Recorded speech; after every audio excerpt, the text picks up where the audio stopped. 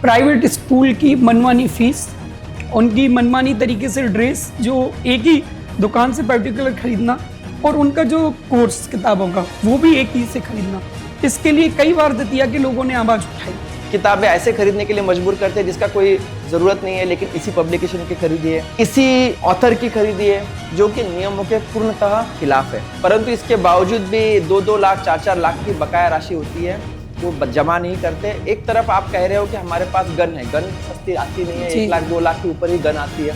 आप गन रखने के लिए आपको लाइसेंस चाहिए, परंतु शासन का बिजली बिल का बकाया आप नहीं भर रहे हैं, तो शस्त्र लाइसेंस बिल्कुल निरस्त होगा। अगर आज हम बात कर रहे हैं दतिया कलेक्टर स्वप्निल वानखेड़े जी से, और सबसे पहले मैं जानना चाहूँगा सर आपका जीवन परिचय। सबसे पहले सभी को मेरे तरफ से नमस्कार, जय माई की। मेरा नाम स्वप्निल वानखेड़े है। मैंने स्कूलिंग मेरी जवाहर नवोदय विद्यालय से गवर्नमेंट स्कूल से की हुई है पूरी। मेरा पूरा का पूरा जीवन गवर्नमेंट स्कूल में ही गया है। उसके बाद मैंने इंजीनियरिंग की थी। उसके बाद मैंने लगभग 3 साल तक प्राइवेट नौकरी की है मुंबई में और पुणे में। उसके बाद फिर पापा के मोटिवेशन से और उनके प्रोत्साहन के बाद मैं यूपीएससी की तैयारी शुरू की। मैंने यूपीएससी में सबसे पहले असिस्टेंट कमांडेंट की एग्ज़ाम पास की थी। उसके बाद मैंने इंडियन रेवेन्यू सर्विस में income tax commissioner, assistant commissioner income tax join हुआ। उसके बाद फिर आईएएस में मुझे मध्य प्रदेश कैडर मिला। मध्य प्रदेश कैडर मेरे होम कैडर के बाद पहली ही चॉइस थी, जो मुझे भगवान की आशीर्वाद से मिल गया था। सर मेरे ख्याल से आप 19 जून को पहली बार आप दतिया आए जी, और आपने दतिया आते ही आपने सबसे पहले दतिया के जितने धार्मिक स्थल थे, पीतम्बरा माई, उन्नाव बालाजी और रतनगढ़, सबके आपने दर्शन करे, तो एक भावनाओं से आपकी से जुड़ा हुआ है। लेकिन जिस तरह से आप दतिया में काम कर रहे हैं, तो मुझे लगता है कि काम करने से पहले आपने सबका आशीर्वाद लिया दतिया में काम करने के लिए। बिल्कुल सही बात है। हर किसी की अपनी अपनी अलग आस्था होती है। मेरी आस्था भगवान में है। ये मेरा निजी विषय है। मैं जो भी काम करना चाहता हूँ तो आस्था के बाद करना चाहता हूँ जी। और इसीलिए जो हमारे दतिया ज़िले में अलग अलग धाम है, उनके पास मैं पहले माथा टेकने गया। माथा टेकने का उद्देश्य है कि आशीर्वाद प्राप्त करना, आशीर्वाद भगवान का भी और जो हमारे ज़िले के जो लोग हैं, हमारे निवासी है, उनका भी आशीर्वाद। उसके साथ साथ ज़िले को देखना भी एक उद्देश्य था। और उसके साथ ही जहाँ नवरात्रि, दिवाली और बड़े बड़े त्यौहार में बहुत ज़्यादा लोग आते हैं, लगभग 25 लाख लोग रतनगढ़ माता के पास माथा टेकने आते हैं, तो उसकी एक नज़र भी उस पे ऊपर देखना था कि वो कैसी व्यवस्था रहेगी और हमें कैसे प्रिपरेशन करना पड़ेगा 3 महीने बाद। तो ओवरऑल आशीर्वाद के साथ साथ जनता का आशीर्वाद और व्यवस्था और ज़िले को पहचानने का मुझे वो एक अवसर मिला था। इसके कारण मैं सब जगह पे घूम के आया। सर मेरी नज़र में आपके द्वारा पहली कार्रवाई भांडेर में की गई थी, और वहाँ एक स्कूल की दीवार गिर गई थी, जहाँ एक महिला प्रधानाध्यापक को आपने शायद कार्रवाई करके हटाया था। और आपकी कार्रवाई के अभी 1 महीना भी नहीं हुआ, मुझे देखने को मिला कि अभी फ़िलहाल में 27 जुलाई को राजस्थान में एक स्कूल की दीवार छत गिर गई, जिसमें कई मासूमों की जान चली गई। तो उस दिन मुझे लगा कि आपने पहले से ही 1 महीने पहले मतलब इतनी अच्छी कार्रवाई करी, तो मतलब आप इस जो जर्जर स्कूल हैं जहाँ बच्चे पढ़ते हैं, तो इसके लिए क्या आप मतलब अपनी साइड से कदम को क्या निर्देश देना चाहते हैं आप? प्रशासन की बहुत बड़ी प्रायोरिटी रहती है गवर्नमेंट स्कूल्स और अस्पताल, जहाँ बच्चे और जो पीड़ित लोग हैं वो आते हैं अस्पताल में। वहाँ घटनाओं को कोई बचा नहीं सकता, लेकिन घटनाओं को अगर पहले से ध्यान में दिया जाए तो उसके ऊपर कार्रवाई हम ज़रूर कर सकते हैं।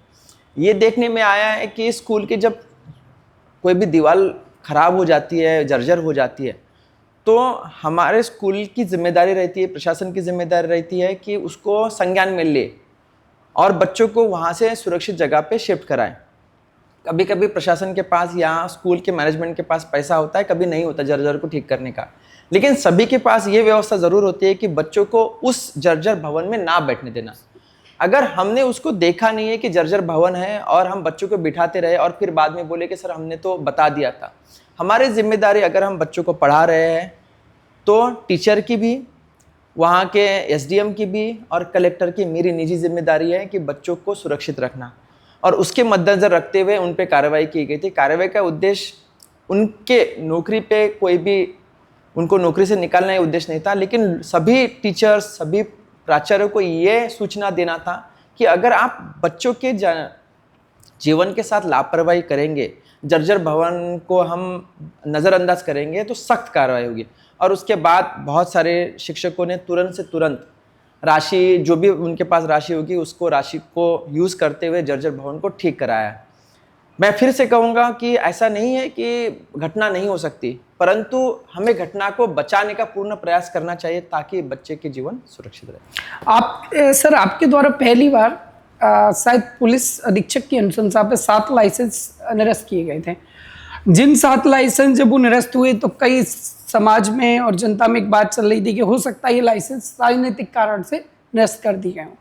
लेकिन कुछ दिन बाद एक और चीज़ देखने को मिली कि बिजली विभाग की अनुशंसा पर जिन लोगों के कई लाखों में बिल बकाया थे, या फिर वो कहीं ना कहीं बिजली चोरी में उनका इन्वॉल्वमेंट था, और बिजली विभाग की अनुशंसा पर आपने फिर दोबारा से शस्त्र लाइसेंस जो आपने निरस्त किए, तो पहली बार जनता में ऐसा लगा कि शस्त्र लाइसेंस बिजली का बिल ना भरने पर भी जो ज़्यादा बकाया उसमें भी लाइसेंस निरस्त हो सकते हैं। तो इस चीज़ को आप क्या देखते हैं, मतलब किस तरह से देखते हैं? सबसे पहले मैं ये बताना चाहूँगा, सभी बिजली बिल जिन्होंने नहीं भरे उनके लाइसेंस को हमने नहीं देखा।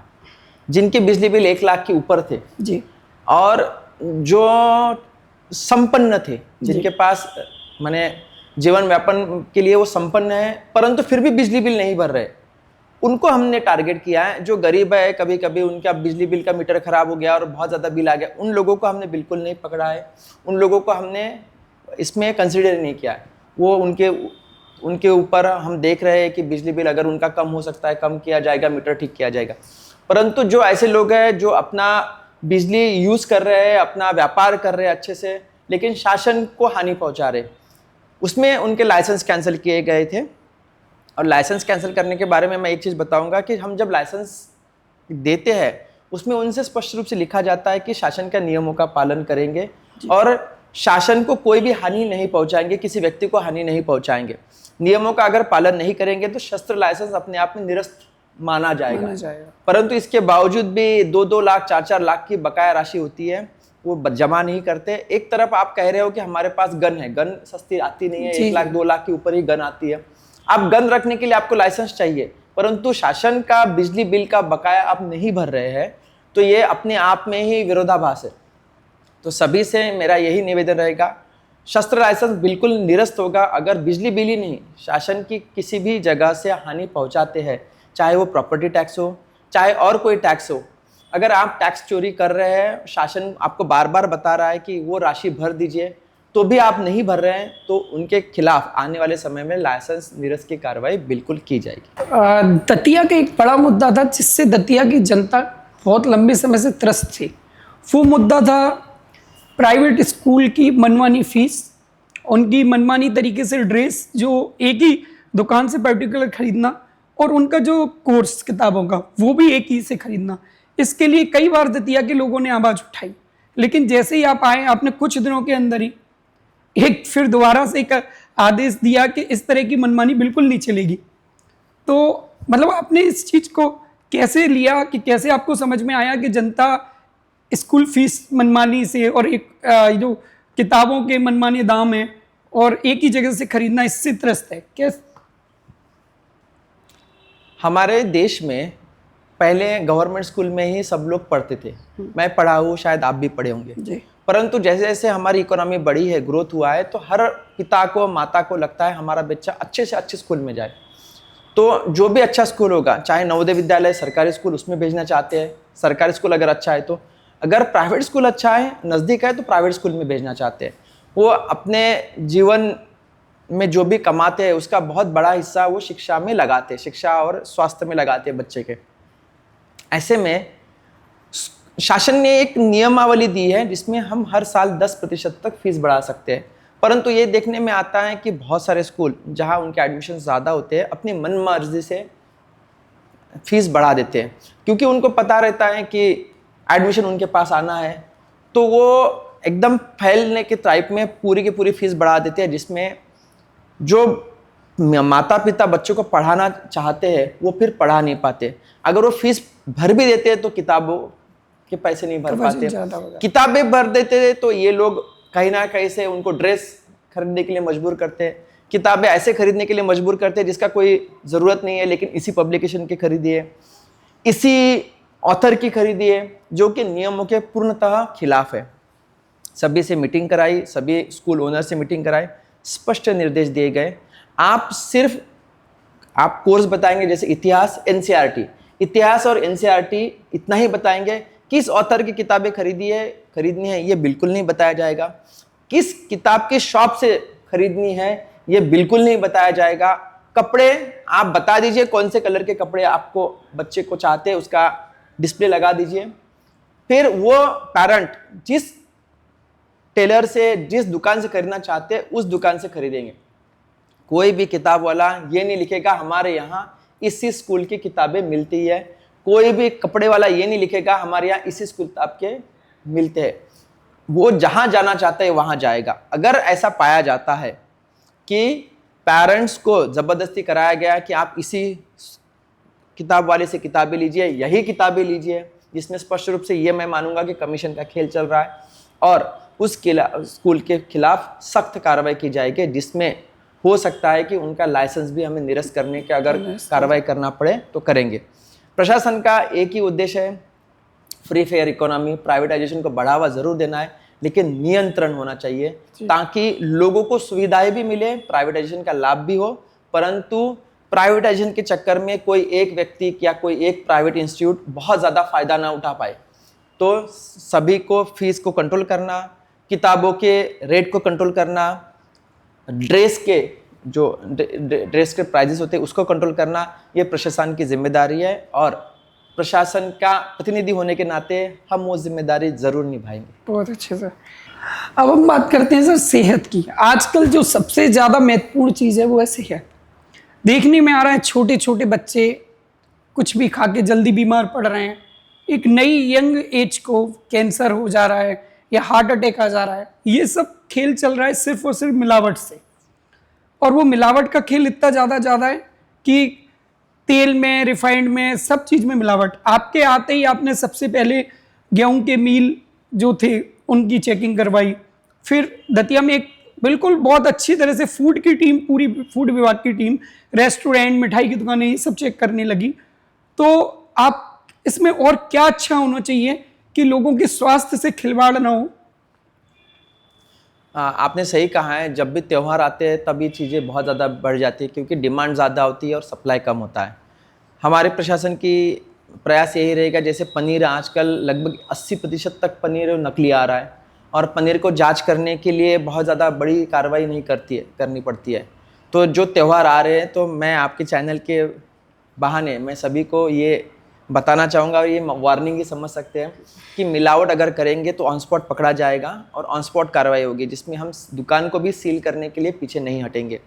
पनीर, खोआ और जो पेढ़ा होता है और रसगुल्ला, इन सब में बहुत ज़्यादा मिलावट आ रही है। मिलावट पे हमारी पूरी नज़र रखी जाएगी, और ऐसे में अगर कोई मिलावट दिखता है तो उनके ऊपर कानूनन कार्रवाई, एफआईआर की कार्रवाई भी होगी, और दुकान के लाइसेंस। सर 30 जून को आप पहली बार दतिया अस्पताल पहुंचे, और फिर उसके बाद आप लगातार दतिया अस्पताल जा रहे हैं, और देखने में ये मिल रहा है कि वहाँ सुधार भी हो रहा है, और जो ऐसे लोग हैं जो काम नहीं करना चाह रहे हैं या लापरवाही दे रहे हैं, उनके ऊपर कार्रवाई भी आपके द्वारा हो रही है। साथ ही मैं दिखाना चाहता हूँ कि दतिया से कई कमेंट आ रहे हैं कि रात 11 बजे जिला अस्पताल में आम नागरिक की तरह पहुँचना। ये आलोक खरेजिया ये लिख रहे हैं, ऐसे कलेक्टर हर जिले में हो जाए तो काफी हद तक सुधार होगा। एक राजेश पुरोहित जी हैं, वो लिख रहे हैं पूरे प्रदेश में ऐसे कर्मठ अधिकारी आ जाएं तो प्रदेश की काया पलट जाएगी। मतलब बहुत खूब। हमारे संवेदन जिलाधीश महोदय ये लिख रहे हैं, भगवत सिंह दांगी जी, और कई सारे कमेंट है जो मैं नहीं पढ़ पा रहा, बहुत सारे कमेंट है, नाम नहीं ले पा रहा। एक व्यापारी भी है इसमें, सनी आडवाणी, वो लिख रहे हैं कि सर एक ही दिल है, आप कितनी बार जीतेंगे। तो कहीं ना कहीं दतिया की जनता आप इससे खुश है, तो आगे आप क्या चाहते हैं कि और क्या अच्छा हो सके कि आप इतना अच्छा दतिया को कर सकें कि सारी व्यवस्थाएं सुचारू रूप से एकदम चलने लगे बहुत अच्छे से? स्वास्थ्य के लिए मैं ये कहना चाहूँगा कि मेरी माँ नर्स थी और उन्होंने मैटरनिटी हॉस्पिटल में लगभग 35 साल नौकरी की है। बहुत सारे रात रात भर ड्यूटी करके उन्होंने डिलीवरियाँ की है। तो मैं जब छोटा था तो मम्मा के साथ मैं जाता था। बहुत बार हम लोग उठ जाते थे और रोते रोते वही हॉस्पिटल साइड में था, क्वार्टर में रहते थे। तो रात रात भर मम्मी डिलीवरी करती थी और हमें साइड में बिठा के रखती थी, आ रही हूँ 2 मिनट में, आ रही हूँ 2 मिनट में।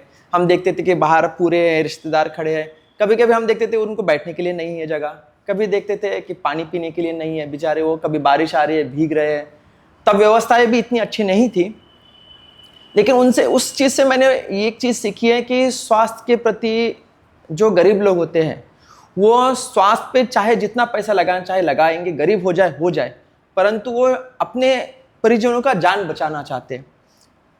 इकोनॉमिक सर्वे के अनुसार लगभग जो 30% जो गरीबी में ढकेले जा रहे हैं लोग, वो 30% एक ही कारण से ढकेले जा रहे हैं कि स्वास्थ्य पे उनका जो एक्सपेंडिचर है वो बहुत ज़्यादा हो रहा है। माने किसी को किडनी खराब हो जाती है, अगर शुरुआत में ही किडनी पे ध्यान दिया या कुछ और चीज़ें, छोटी छोटी चीज़ें होती है, पैर सड़ जाता है, लेकिन शुरुआत में प्राथमिक केंद्र पे उन पे ध्यान दिया गया होता है तो उनका पैर सड़ता नहीं है।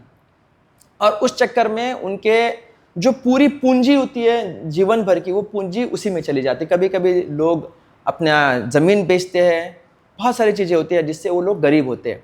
ये इकोनॉमिक सर्वे कह रहा है, मैं नहीं कह रहा हूँ।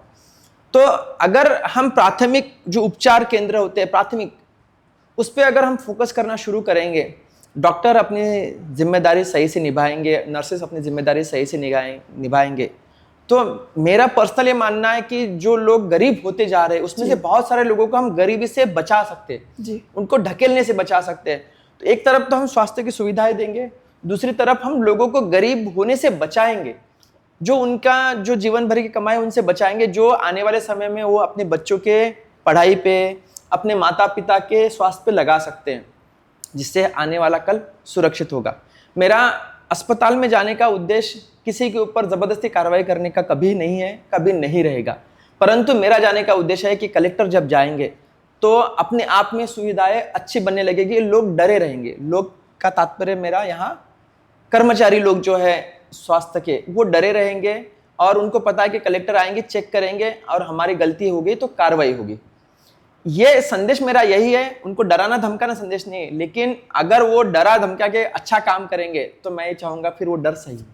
इसीलिए मैं हर स्वास्थ्य केंद्र में आने वाले समय में विजिट करूँगा, चाहे वो PHC हो चाहे वो CHC हो, और कार्रवाई जारी रहेगी अगर ज़रूरत पड़ती है तो। जी सर। एक जनता का एक हक है जिसको बोलते हैं शायद आज के ज़माने में PDS, मतलब PDS क्या, गेहूँ या चावल, जो जनता के लिए सरकार ऊपर से स्कीम निकालती है कि लोगों तक वो पहुँचे। और पिछले एक लंबे कार्यकाल से शायद वो कालाबाजारी में जा रहा था, जनता के पास नहीं जा रहा था। जैसे ही आप आए तो मुझे याद है कि सेवड़ा में 170 बोरी, सबसे पहले से 170 बोरी चावल पकड़ा गया।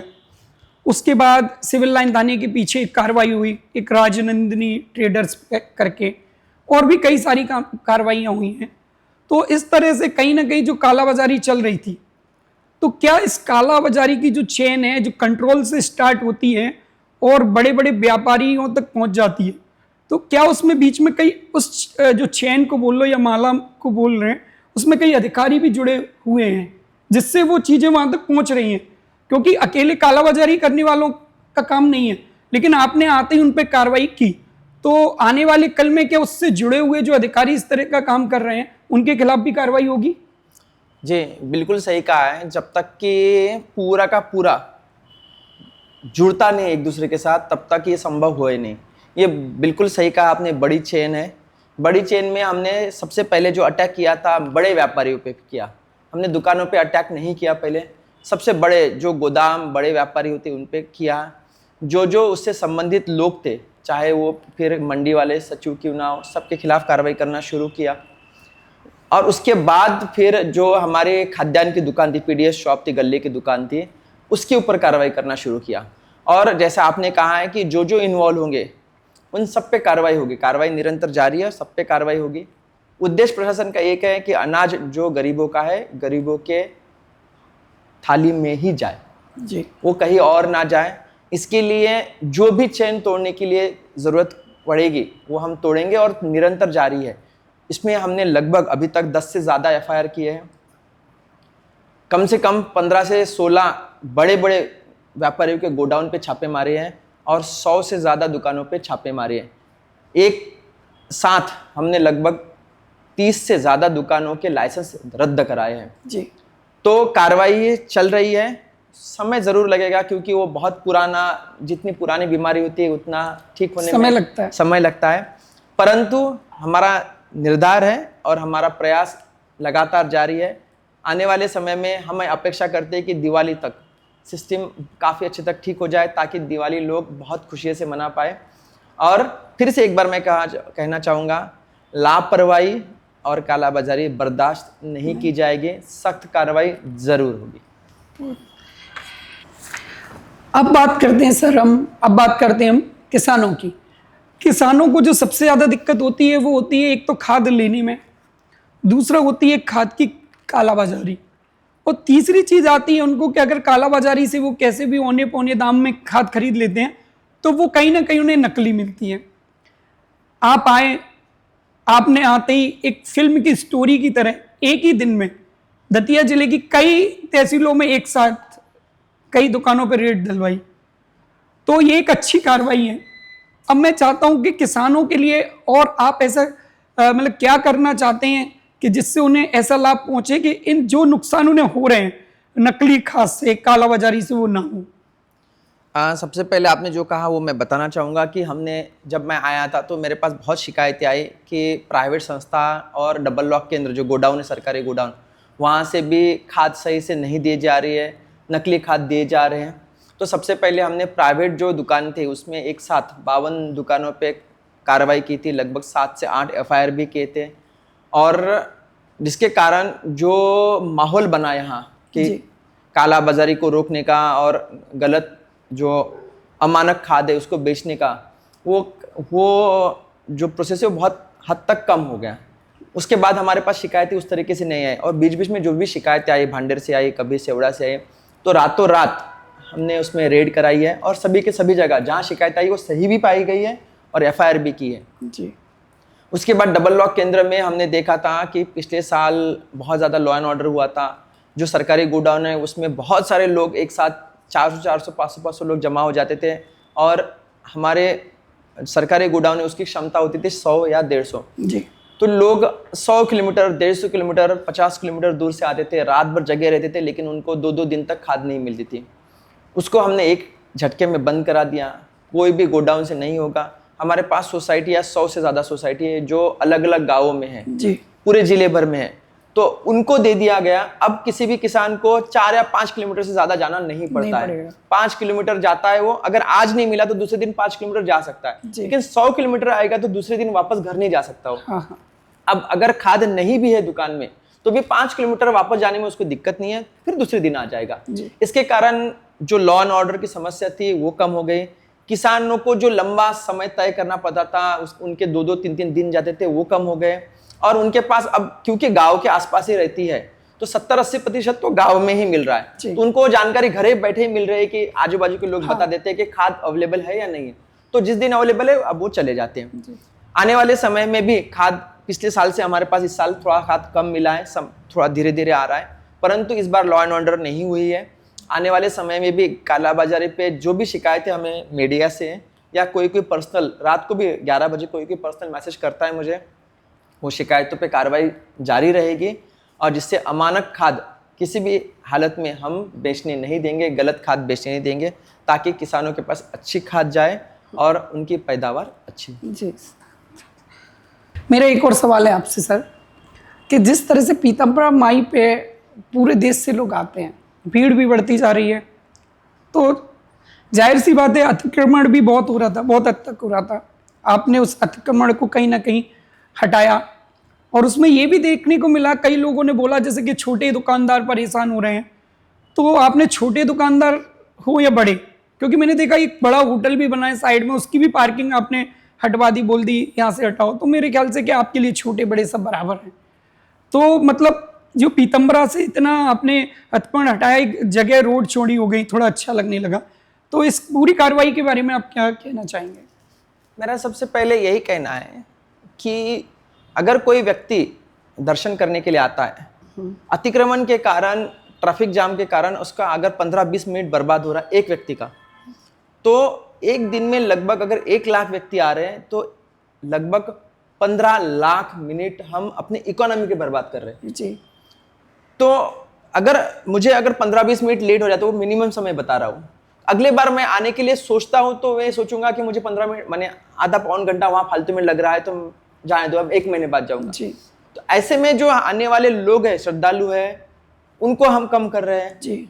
और सबसे बड़ी बात कि उनको हम एक्स्ट्रा परेशान कर रहे हैं जस्ट अतिक्रमण के कारण, परेशानियां उनको दे रहे हैं। हमने देखा है उज्जैन, वाराणसी और बाकी बड़े संस्थान, बालाजी हो, बाकी बड़े संस्थान, वैष्णो देवी देखिए, वहाँ उन्होंने अतिक्रमण की कार्रवाई कराई, लोगों को अतिक्रमण से हटाया। अयोध्या उसका बहुत बड़ा एग्जाम्पल है। और 1 या 1.5 साल में आपने देखा है 10 गुना श्रद्धालु वहाँ बढ़े, क्योंकि आपकी जो कैरिंग कैपेसिटी होती है किसी भी मंदिर जाने की, वो बढ़ जाती है। अगर लोगों को रास्ते में चलने के लिए आप मौका देंगे तो जहाँ 10,000 आ सकते हैं वहाँ 1 लाख आ सकते हैं। अभी हमने अतिक्रमण के कारण 1 लाख के बजाय 10,000 ही अलाउ कर रहे हैं, ताकि क्योंकि हमारे पास कैपेसिटी नहीं है। जब हम अतिक्रमण निकालेंगे, पूरा खुला छोड़ेंगे, तो बहुत सारे लोग आएंगे, तो 10,000 के बजाय 1 लाख आएंगे। उसका असर हमारी इकोनॉमी पे भी पड़ेगा, श्रद्धालुओं को भी फायदा होगा, और ओवरऑल जो दतिया का विकास है वो भी बढ़ेगा। जी। तो हम अगर 10-15 लोग अतिक्रमण करते या 20 लोग अतिक्रमण करते, मैं मान सकता हूँ उनकी रोजी रोटी का प्रश्न आ सकता है। जी। जी। तो हमने उनको बोला है कि अगर आप साइड में लगा देते हैं जी, तो हमें उससे दिक्कत नहीं, ताकि जो हमारा ट्रैफिक है उसको जाम ना हो, उसको जाम ना हो। ये उद्देश्य उसका था, और हम लोग उस पर निरंतर प्रयास कर रहे हैं। और मेरा पर्सनल है कि मुझे अगर माई की सेवा करनी है, भगवान की सेवा करनी है, तो भगवान की सेवा मेरे लिए शायद मंत्र पढ़ना शायद उतना अच्छा ना हो। मेरे लिए सेवा यही है कि माई के पास जो श्रद्धालु दर्शन करने आए हैं उनको दर्शन करने में कोई दिक्कत ना हो, यही मेरा उनके प्रति सेवा है। इसके लिए और एक चीज हम लोग कर रहे हैं कि पार्किंग की व्यवस्था कम थी, आने वाले 6-8 महीने में लगभग हमारे पास एक साथ 300 से 400 कार की पार्किंग एवं लगभग उतने ही 400 से 500 बाइक की पार्किंग की व्यवस्था रेडी हो जाएगी, जिससे फिर लोगों को सिर्फ गाड़ियां वहां तक लानी, उसके बाद गाड़ी अंदर नहीं आने देंगे, लोग पैदल चलते जाएंगे, जिससे तेजी से दर्शन होंगे। दर्शन करके तुरंत वो पार्किंग में जाएगा, वहां से गाड़ी निकाल के सीधा हाईवे पे लगेगा। बिल्कुल वैसे ही जैसे अन्य शहरों में और अन्य जगह हो रहा है, जी, उज्जैन में और अयोध्या में जैसे ही हो रहा है। जी जी। सर, अभी मेरा लास्ट सवाल है, आपके पास चुनौती बहुत ज़्यादा है और जिम्मेदारियां भी ज़्यादा हैं, आप कई सिस्टम से लड़ रहे हो, कई कालाबाजारी हो गई, खाने का फूड वाला हो गया, या फिर हॉस्पिटल में हो गया, या फिर कोई किसी काम के लिए रिश्वत मांग रहा है, पीडीएस की दुकानें हो गई। तो ये तो एक सी समाज में जो छुपे हुए लोग हैं, कालाबाजारी वाले वो लोग हैं। इसके साथ साथ कई हमारे सिस्टम में भी उनसे जुड़े हुए लोग हैं, कई ऐसे सरकारी कर्मचारी हैं जो उनसे जुड़े हुए लोग हैं और उनको कहीं ना कहीं छूट देते हैं, ठीक। और तो मुझे लगता है कि समाज के लिए अच्छा करने के लिए पहले तो आपको इन लोगों से लड़ना पड़ रहा है, फिर जो सिस्टम में छुपे हुए इस तरह के लोग हैं जो उन लोगों को बढ़ावा देते हैं, उन पर कार्रवाई नहीं करते हैं, उन्हें छूट देते हैं, तो इन लोगों से निपटना आपके लिए कितना मतलब कठिन रहेगा, या आगे वाली चुनौती वो साबित होगी उन लोगों से निपटना? क्योंकि वो एक कहावत है ना कि घर का वेदी लंका ढाए, तो कहीं ना कहीं इस तरह की कहावत भी ये हो रही है कि मतलब अपने ही सिस्टम में आपके नीचे ही कई कर्मचारी ऐसे हैं जो इन चीजों को, कालाबाजारी हो गई, फूड हो गया, मिलावट हो गई, तो इन अस्पताल हो गया, इन सबको बढ़ावा देते हैं। तो ये आपकी इस चुनौती को आप कैसे लेंगे? जब से मैं आया हूँ कुछ ना कुछ होते रहता है, मीडिया में आते रहता है, कभी कभी मेरे पापा मम्मी मेरे साथ ही रहते हैं जी, तो बोलते हैं कि थोड़ा जान बचा के उनको भी डर लगा रहता है कि कोई आ जाए, और यहाँ ऐसे बंदूक की घटनाएं होती रहती है। कभी कभी वो बोलते हैं कि बहुत ज्यादा दुश्मनी नहीं लो, जी जी, परंतु किसी को तो जिम्मेदारी तो लेनी पड़ेगी जी। एक को तो बुरा बनना पड़ेगा अगर समाज को अच्छा बनाना है। मैं ये अच्छी तरीके से जानता हूँ कि जब आप अच्छा काम करते हैं तो कुछ को अच्छा लगेगा, कुछ को बुरा लगेगा। कुछ आपके समर्थक हो जाएंगे, शायद हो सकता है ज़्यादा लोग समर्थक होंगे, लेकिन कुछ गिने चुने लोग आपके अगेंस्ट भी जाएंगे। जब आपके अगेंस्ट जाते हैं वो किसी भी हद तक जाने के लिए तैयार हो सकते हैं, कुछ भी आप जानते हैं, चाहे वो शिकायत हो, चाहे वो मारामारी हो, चाहे कुछ भी हो। परंतु मुझे यही लगता है कि माई का आशीर्वाद है, मैं कुछ नहीं कर रहा हूँ, माई करा रही है मेरे से। वो जहाँ तक बोलती है, माँ जब तक बोलती है तब तक हम करते रहेंगे, जब यहाँ से जाने का मौका आएगा निकल जाएंगे। आज हमने जो अपने दतिया कलेक्टर साहब से जो बात की है, मुझे लगता है कि आप सभी लोग संतुष्ट होंगे और उनकी जो कार्य प्रणाली है उसके बारे में भी आप लोगों को जानने को मिला। और मैं भी साथ में इस संदेश आप तक पहुंचाना चाहता हूं कि भविष्य में मैं भी चाहता हूं कि हमेशा इसी तरह के प्रशासनिक अधिकारियों के साथ हम लोग साक्षात्कार करें, क्योंकि मैं भी एक मैसेज देना चाहता हूं कि एक झूठी प्रशंसा, ये झूठी बातें आम जनता तक पहुंचाना मतलब जनता को गुमराह करना है। और जब ऐसे प्रशासनिक अधिकारी हों तो उनसे दो बात भी करना एक गर्व की बात है। तो ये मेरे लिए भी एक गर्व की बात है कि आज दतिया कलेक्टर साहब से मैंने बात की, और आप सभी को मेरी ओर से भी धन्यवाद।